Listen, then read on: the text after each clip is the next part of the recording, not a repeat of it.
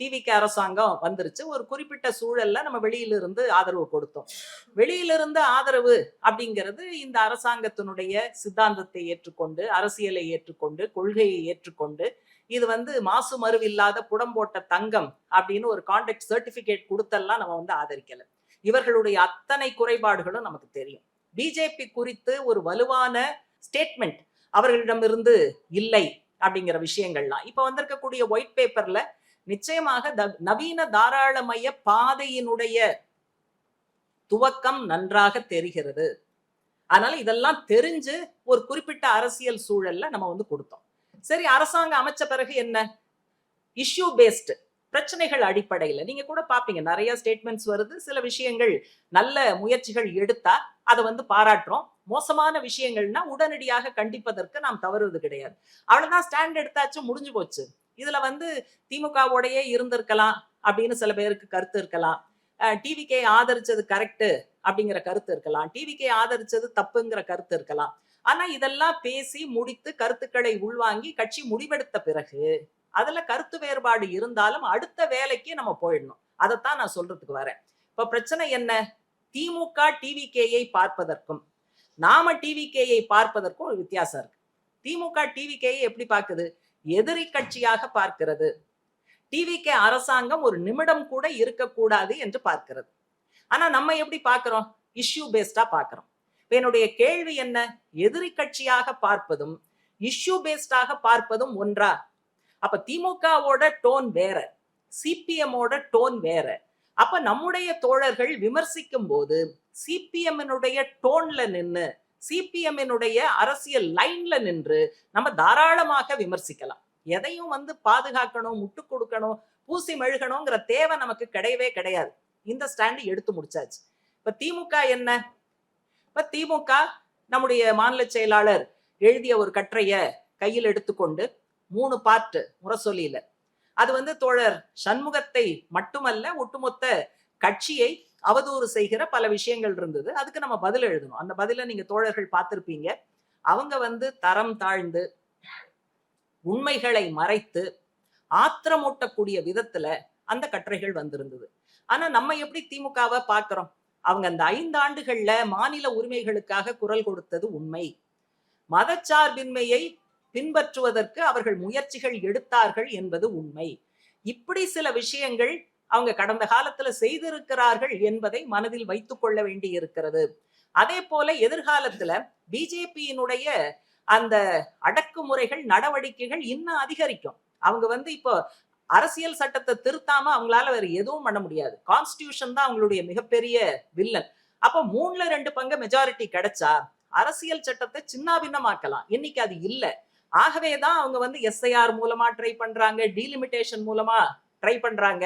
அதே போல பல கட்சிகளை உடைத்து அவர்களை எம்பிக்களை வாங்குவது, ராஜ்யசபாவுக்காக எம்எல்ஏக்களை பர்ச்சேஸ் பண்ணுவது. இப்ப திரிணாமுல் காங்கிரஸ் லேட்டஸ்ட் அதை உடைச்சிட்டாங்க. அடுத்தது சமாஜ்வாதி கட்சிங்கிறாங்க. திமுக எங்களோட வந்துரும் அப்படின்லாம் பிஜேபி சொல்லிட்டு இருக்கு. திமுக இன்னும் அப்படி சொல்லல.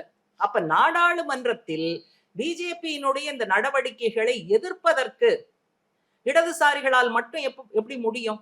அப்ப திமுக உள்ளிட்ட மதச்சார்பற்ற கட்சிகளோடு ஒருங்கிணைப்பு என்பது காலத்தின் கட்டாயம். நமக்கு திமுக பிடிக்குதா இல்லையாங்கிறது பிரச்சனை கிடையாது. திமுகவினுடைய வர்க்க பின்புலம் நமக்கு தெரியாதா?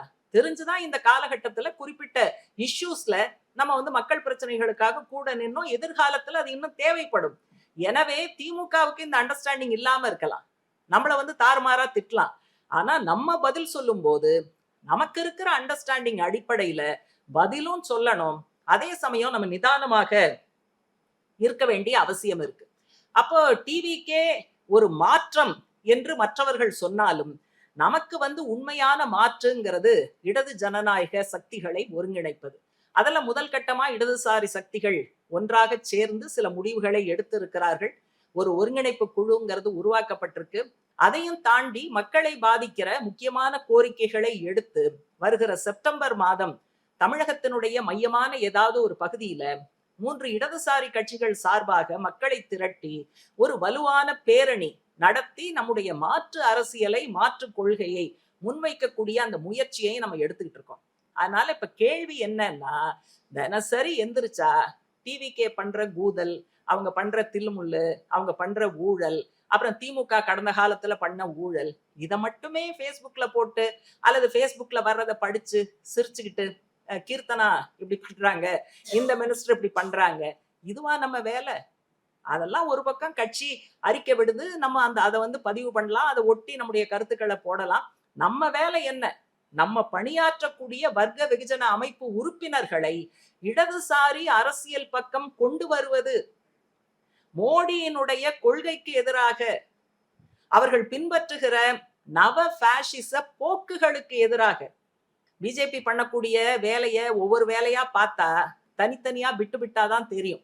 ஆனா எல்லாமே வந்து ஒரு ஹிந்து ராஷ்டிராவை நோக்கிய பயணத்தில் அவர்கள் எடுத்து வைக்கிற அடி, அவர்கள் நகர்த்துகிற காய், இது எல்லாமே ஒரு குறிப்பிட்ட இலக்கை நோக்கி பயணம் செய்கிறது அப்படின்னு நம்ம வந்து ஒட்டுமொத்தமாக பார்க்க வேண்டியிருக்கு.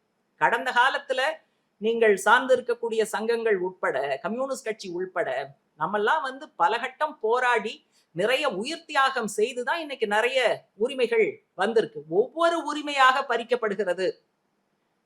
இப்ப 100 நாள் வேலையை காலி பண்ணி ரைட் டு ஒர்க் போயிடுச்சு அந்த கேரண்டி. லேபர் கோட் கொண்டு வந்து ரைட் டு லேபர் ப்ரொடெக்ஷன் போயிடுச்சு. ரைட் டு யூனியனைசேஷன் போயிடுச்சு. ரைட் டு ஸ்ட்ரைக் அப்படிங்கிறது போயிடுச்சு. இப்ப சமீபத்துல ரைட் டு ஃபுட்டுங்கிறது போயிடுச்சு. எஸ்ஐஆர் மூலமாக ரைட் டு ஓட்டுங்கிறது பறிக்கப்படுது. ஆனால் இப்படி நம்ம வரிசையா சொல்லிக்கிட்டே இருக்கலாம். பாடுபட்டு நாம் பெற்ற உரிமைகள் ஒவ்வொன்றாக பறிக்கப்படுகிற சூழல். தமிழ்நாட்டுல ஒரு சீட்ல தான் பிஜேபி ஜெயிச்சிருக்கு, பெருசா ஒண்ணும் ஓட்டு சதவீதம் இல்ல, நம்மளாம் நல்லா வாழலாம் என்று தயவு செய்து நினைக்காதீர்கள். அவங்களுடைய ஹிந்துத்வா என்பது மிக மிக ஆபத்தானது. எத்தனை தரம் கட்சி சொல்லுது, எத்தனை டாக்குமெண்ட்ல எழுதி வைக்கிறோம். அப்ப அதை எதிர்த்து மக்கள் ஒற்றுமையை கட்ட வேண்டும். அந்த ஒற்றுமை போராட்ட களத்தில் தான் நடக்கும். அப்போ மக்களை, நம்முடைய சங்க உறுப்பினர்களை போராட்ட களத்திற்கு கொண்டு வருவது என்பது மிக மிக முக்கியமான விஷயம்.